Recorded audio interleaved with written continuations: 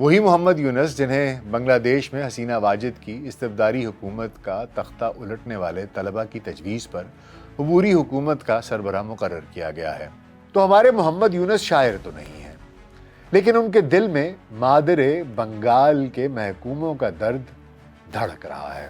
فروری سن 2007 میں غریبوں کے بینکر پروفیسر ڈاکٹر محمد یونس میدان سیاست میں اترے۔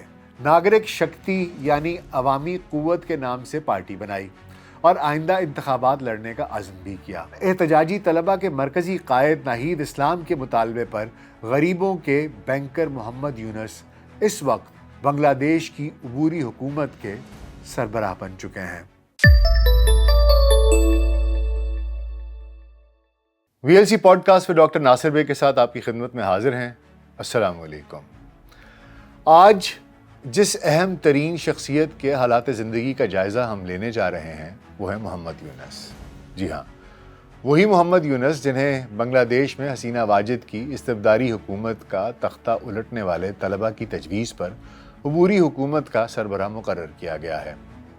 اس سے پہلے کہ ہم اپنے موضوع پر کچھ آگے بڑھیں، مناسب ہے کہ ہم معروف اہل قلم علی سردار جعفری کی شورائے آفاق نظم فریب کا دوسرا بند بغور ملاحظہ کریں۔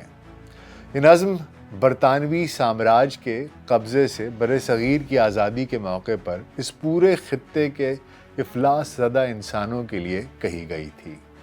کون آزاد ہوا، کس کے ماتھے سے غلامی کی سیاہی چھوٹی، میرے سینے میں ابھی درد ہے محکومی کا، مادر ہند کے چہرے پہ اداسی ہے وہی، خنجر آزاد ہیں سینوں میں اترنے کے لیے، موت آزاد ہے لاشوں پہ گزرنے کے لیے۔ چور بازاروں میں بدشکل چڑیلوں کی طرح قیمتیں کالی دکانوں پہ کھڑی رہتی ہیں، ہر خریدار کی جیبوں کو کترنے کے لیے۔ کارخانوں پہ لگا رہتا ہے سانس لیتی ہوئی لاشوں کا ہجوم، بیچ میں ان کے پھرا کرتی ہے بیکاری بھی، اپنا خونخوار دہن کھولے ہوئے اور سونے کے چمکتے سکے ڈنک اٹھائے ہوئے پھن پھیلائے روح اور دل پہ چلا کرتے ہیں، ملک اور قوم کو دن رات دسا کرتے ہیں۔ روٹیاں چکلوں کی قہبائیں ہیں جن کو سرمائے کے دلالوں نے نفع خوری کے جھروکوں میں سجا رکھا ہے۔ بالیاں دھان کی، گیہوں کے سنہرے خوشے مصر و یونان کے مجبور غلاموں کی طرح اجنبی دیس کے بازاروں میں بک جاتے ہیں، اور بدبخت کسانوں کی بلکتی ہوئی روح اپنے افلاس میں منہ ڈھانپ کے سو جاتی ہے۔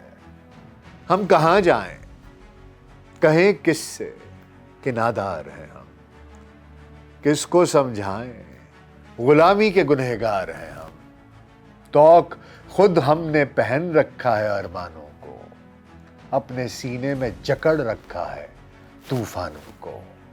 اب بھی زندان غلامی سے نکل سکتے ہیں، اپنی تقدیر کو ہم آپ بدل سکتے ہیں۔ تو ہمارے محمد یونس شاعر تو نہیں ہیں، لیکن ان کے دل میں مادر بنگال کے محکوموں کا درد دھڑک رہا ہے۔ انہوں نے گرامین بینک بنایا جس نے لاکھوں مفلسوں کو غربت کے گرداب سے باہر نکالا، اور آج بھی یہ بینک افلاس کے خاتمے کے لیے اپنی تمام تر کوششوں کے ساتھ جاری و ساری ہے۔ کچلے ہوئے اور مسلے ہوئے عوام کی معاشی اور سماجی فلاح و بہبود کے زمرے میں ڈاکٹر محمد یونس سوداگر مفلسوں کے بینکر ہیں۔ انہیں اور ان کے بینک کی خدمات کو تسلیم کرتے ہوئے سن 2006 میں نوبل امن انعام عطا کیا گیا تھا۔ نوبل پرائز آرگنائزیشن کی آفیشیل ویب سائٹ کے مطابق ڈاکٹر محمد یونس نے گرامین بینک بنگلہ دیش باقاعدہ طور پر سن 1983 میں اس یقین کے ساتھ قائم کیا کہ قرض کا حصول بنیادی انسانی حقوق میں شامل ہے۔ گرامین بینک کے قیام کا مقصد یہ تھا کہ غریب لوگوں کی اس طرح مدد کی جائے کہ وہ اپنے معاشی اور سماجی ترقی کے لیے اپنی سہولیات کے مطابق اپنی پسندیدہ شرائط پر قرضہ جات حاصل کر سکیں۔ گرامین بینک کی پالیسی میں طے کیا گیا تھا کہ قرض لینے والے مفلسوں کو نہ صرف بطور قرض رقوم دی جائیں گی بلکہ انہیں کچھ اہم معاشی اصولوں کی تعلیم بھی دی جائے گی تاکہ وہ آئندہ اپنی مدد آپ کے تحت اپنی ترقی کا سفر مسلسل اور مستقل جاری رکھنے کے قابل بن سکیں۔ نوبل پرائز آرگنائزیشن کے مطابق ڈاکٹر محمد یونس نے ابتدائی طور پر 70 کی دہائی کے وسط میں اپنے گرامین بینک پروجیکٹ کے ذریعے درختوں کی شاخوں سے ٹوکریاں بنانے والے مفلس بنگالیوں کو چھوٹی چھوٹی رقوم بطور قرض فراہم کرنا شروع کی۔ پہلا قرض چند امریکی ڈالر مالیت کا تھا جو ڈاکٹر محمد یونس نے اپنی جیب خاص سے عطا کیے۔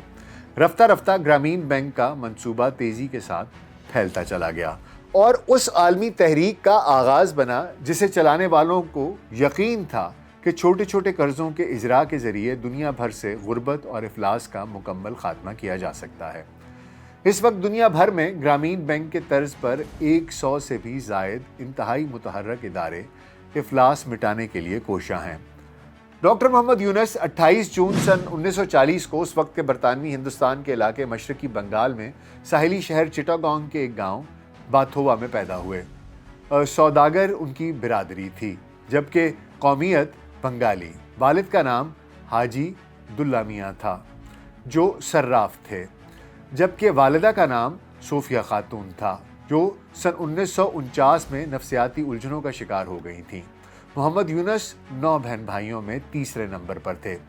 یہ خاندان سن 1944 میں چٹاگانگ منتقل ہوا۔ سن 1947 میں جب محمد یونس محض 7 برس کے تھے تو پاکستان بن گیا اور اس طرح محمد یونس اور ان کا خاندان مشرقی پاکستان کے مکین کہلانے لگے۔ محمد یونس نے چٹاگانگ انٹر کالجیٹ اسکول سے 10ویں اس طرح پاس کی کہ مشرقی پاکستان کے کل 39,000 طلباء میں ان کی پوزیشن 16ویں تھی۔ پھر وہ چٹاگانگ کالج میں زیر تعلیم رہے اور بعد ازاں ڈھاکہ یونیورسٹی سے معاشیات کی تعلیم حاصل کرنے کے بعد کچھ عرصے ریسرچ کی اور تعلیم کے شعبوں میں کام کیا، جبکہ اس کے ساتھ ساتھ پیکیجنگ کا کاروبار بھی بہت کامیابی کے ساتھ چلایا۔ پھر انہیں فل برائٹ اسکالرشپ ملا اور ونڈربلٹ یونیورسٹی امریکہ میں سن 1969 میں زیر تعلیم رہے۔ اس کے بعد وہ بطور اسسٹنٹ پروفیسر ٹینیسی ریاست کی یونیورسٹی میں معاشیات کا مضمون پڑھاتے رہے۔ اس دوران تاریخ کے کچھ تاریخی ترین واقعات رونما ہوئے اور سن 1971 میں مشرقی پاکستان بنگلہ دیش بن گیا تو محمد یونس جو اب PhD ڈاکٹر بھی تھے وطن واپس لوٹے اور ڈھاکہ یونیورسٹی میں شعبہ معاشیات کے سربراہ تعینات ہوئے۔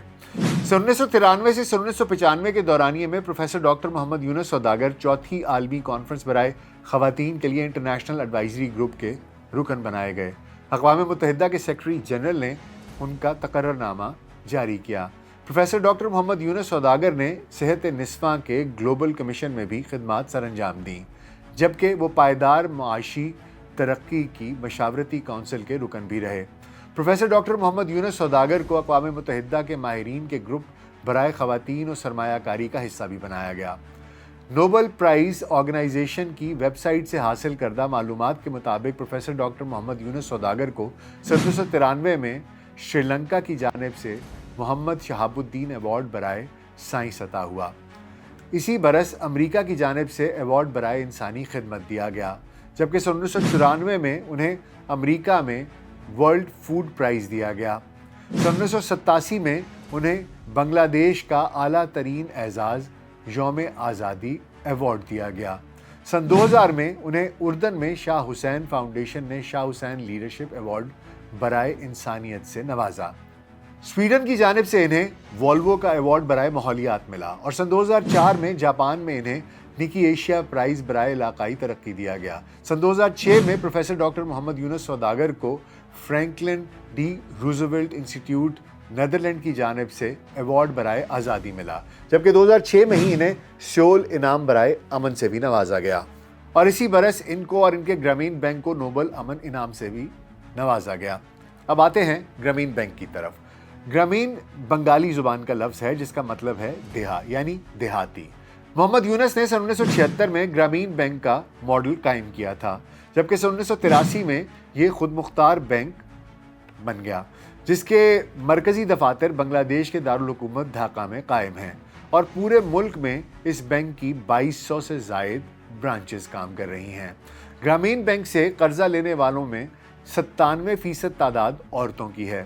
محمد یونس کا گرامین بینک کے حوالے سے مرکزی خیال یہ تھا کہ دنیا کی آبادی کی بہت بڑی تعداد غربت کے شکنجے سے نکلنے کے لیے مطلوبہ قرض حاصل کرنے کی سہولت سے محروم ہے۔ سن 1996 تک بنگلہ دیش میں گرامین بینک کی 1000 سے زائد برانچز قائم ہو چکی تھیں، اور یہ بینک 30 لاکھ سے زائد افراد کو قرض دے چکا تھا۔ اس طرح گرامین بینک اسی دور میں بنگلہ دیش کا سب سے بڑا بینک بن چکا تھا، اور اس بینک سے قرضہ حاصل کرنے والے معاشرے کے مفلس ترین افراد تھے۔ قرض لے کر یہ لوگ دودھ دینے والے جانور خریدتے یا کوئی اور چھوٹا موٹا کاروبار شروع کرتے۔ گرامین بینک نے قرضوں کے اجراء کا ایک منفرد پروگرام شروع کیا۔ قرض لینے والے افراد کی اپنی کمیونٹی ضامن بنتی، اور اسی کمیونٹی کے دباؤ کے تحت قرض واپسی یقینی بنائی جاتی۔ گرامین کی کامیابی سے متاثر ہو کر ایسے ہی ماڈل دنیا کے دیگر ممالک بشمول بولیویا اور انڈونیشیا میں بھی شروع کیے گئے، جبکہ مختلف مذہبی تنظیموں اور غیر سرکاری تنظیموں جیسے کہ اپرچونٹی انٹرنیشنل اور foundation for international community assistance نے بھی گرامین بینک کے ماڈل کو کامیابی کے ساتھ اپنایا۔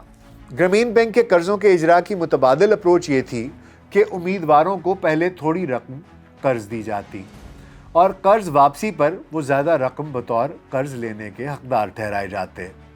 انسائکلوپیڈیا برٹانیکا پر محمد یونس کی ایک تحریر موجود ہے جس کا عنوان ہے افلاس کے خلاف معرکہ۔ محمد یونس لکھتے ہیں کہ میں ایک ایسی دنیا دیکھنے کا خواہش مند ہوں جو افلاس سے آزاد ہو۔ غربت و افلاس ایک تہذیب یافتہ انسانی معاشرے کا حصہ نہیں ہے۔ افلاس کو اب میوزیم میں ہونا چاہیے۔ گرامین بینک اور اس کے ملکہ ادارے ایسے مواقع فراہم کرنے کے لیے وقف ہیں جن سے افلاس زدہ لوگوں کو بدترین غربت کے گرداب سے باہر نکالا جا سکے۔ مجھے یقین ہے کہ چھوٹے قرضوں کی فراہمی سے غربت کو گھٹایا جا سکتا ہے، اور مفلس افراد کو چھوٹے قرضوں کی فراہمی غربت کے خاتمے کی جانب پہلا قدم ہے، جبکہ دیگر حکمت عملیاں اختیار کر کے اس عمل کو بہتر اور تیز تر کیا جا سکتا ہے۔ مثال کے طور پر چھوٹے قرضوں کے پروگرامز میں ٹیکنالوجی والے اداروں کی شمولیت سے مفلس اور غریب افراد کے لیے مواقع کی فراہمی کو نقائص و عیوب سے پاک کیا جا سکتا ہے۔ اور جیسا کہ اطلاع رسانی اور ابلاغیات کی تکنیکیں اس وقت دنیا میں بہت زیادہ ترقی کر چکی ہیں، اور انسانی تاریخ میں یہ دور کسی بھی ٹیکنالوجی سے زیادہ انفارمیشن اور شعبہ ابلاغیت کی ٹیکنالوجی میں ترقی کا عہد ہے۔ میری خواہش ہے کہ تمام اطلاعات کا حصول سبھی انسانوں، خصوصاً دنیا کے مفلس ترین طبقات کے لیے مکمل طور پر ممکن بنایا جائے، اور یہ عمل بلا روک ٹوک، آزادانہ اور بغیر کسی قسم کے اخراجات کے ممکن العمل بنایا جا سکے۔ آخر کیوں یہ دنیا اب بھی افلاس میں مبتلا ہے؟ کیوں ہم اس صدی کے نصف سے پہلے ہی دنیا کو افلاس کے نرغے سے باہر نہیں لے آ سکتے؟ در حقیقت تاریخی شخصیات کا پس منظر ہی ان کا پیش منظر ہوا کرتا ہے۔ محمد یونس کا معاملہ بھی ایسا ہی ہے۔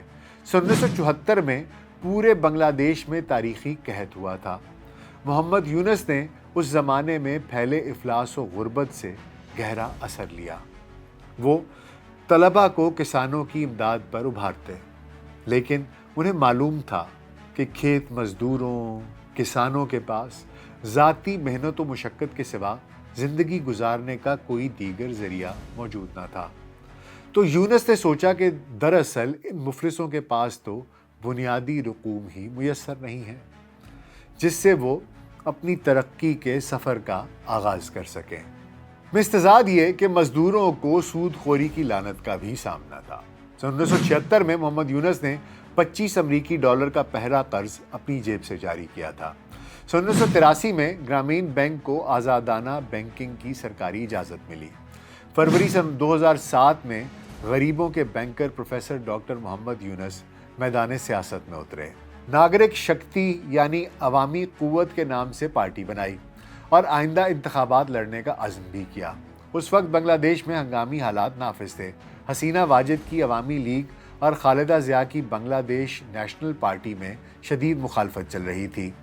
محمد یونس نے فیصلہ کیا کہ ان کی تحریک بہتر حکومتی نظام متعارف کرا سکتی ہے اور بدعنوانی ختم کر سکتی ہے، لیکن نامعلوم دباؤ کے تحت محمد یونس نے مئی 2007 میں ہی پارٹی کے قیام کی کوشش ترک کر دی۔ سن 2010 میں گرامین بینک اور محمد یونس کے بارے میں ایک دستاویزی فلم چھوٹے قرضوں کے شکار منظر عام پر آئی۔ فلم میں الزام تھا کہ گرامین بینک نے ناروے سے ملنے والے فنڈز میں گڑبڑ کی ہے۔ ناروے کے حکام نے محمد یونس کو کلیئر کر دیا، لیکن بنگلہ دیشی حکومت نے تحقیقات جاری رکھی اور محمد یونس کو سینٹرل بینک کے ذریعے سن 2011 میں مینیجنگ ڈائریکٹر کے عہدے سے ہٹا دیا۔ جواز یہ دیا گیا کہ یونس 60 برس کے ہو چکے ہیں، جو ریٹائرمنٹ کی عمر ہے، اور دلچسپ بات یہ ہے کہ یونس کو اس وقت 60 برس کا ہوئے 11 برس گزر چکے تھے۔ یونس عدالتوں میں گئے لیکن کچھ فائدہ نہ ہوا۔ یونس نے اپنے خلاف کارروائی کو سیاسی وجوہات کا شاخسانہ قرار دیا اور کہا کہ شیخ حسینہ واجد شروع ہی سے ان کی مخالف ہیں۔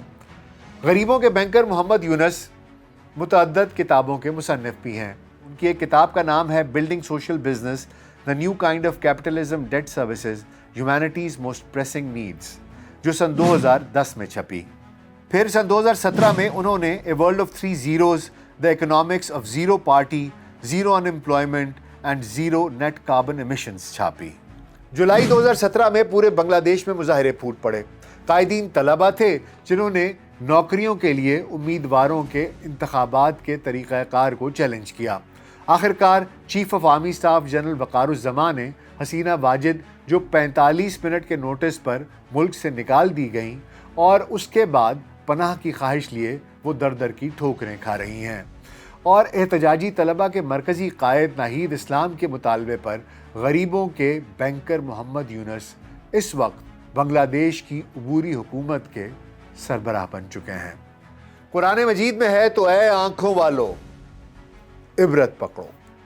پروفیسر ڈاکٹر محمد یونس نے پہلی شادی روسی امریکی خاتون ویرا فورستینکو سے سن 1970 میں کی تھی اور سن 1979 میں طلاق ہو گئی تھی۔ اس شادی سے ان کی ایک بیٹی مونیکا امریکہ کی مشہور اوپرا سنگر ہے، جبکہ محمد یونس نے دوسری شادی افروزی یونس سے سن 1983 میں کی اور ان سے ایک بیٹی دینا ہے۔ محمد یونس کے ایک بھائی محمد ابراہیم فزکس کے ایوارڈ یافتہ استاد ہیں، جو بنگلہ دیش کے پہلے سائنسی مجلے کے ایڈیٹر رہے اور سائنس پر ہی ایک ٹی وی شو بھی کرتے رہے۔ تو اب محمد یونس کے سامنے ایک بہت بڑا چیلنج ہے۔ وہ طلبہ ہیں جنہوں نے ان کے اوپر بھروسہ کیا، پوری بنگلہ دیشی عوام ہے جنہوں نے ان پر اعتماد کر کے انہیں اس عبوری حکومت کا سربراہ بنایا ہے۔ دیکھنا یہ ہے کہ اس مشکل گھڑی میں، اس مشکل وقت میں، جب کہ پوری بنگالی عوام محمد یونس کی طرف دیکھ رہی ہے اور وہ طلبہ جو بپھرے ہوئے تھے وہ سنبھلے ہیں، تو صرف اس امید پر کہ محمد یونس کی لیڈرشپ ہمیں اس طوفان سے، اس گرداب سے باہر نکال پائے گی۔ کیا محمد یونس اس امتحان میں بھی کامیاب ہوں گے کہ نہیں؟ آپ کا کیا خیال ہے؟ اپنا بہت خیال رکھیے گا۔ شکریہ۔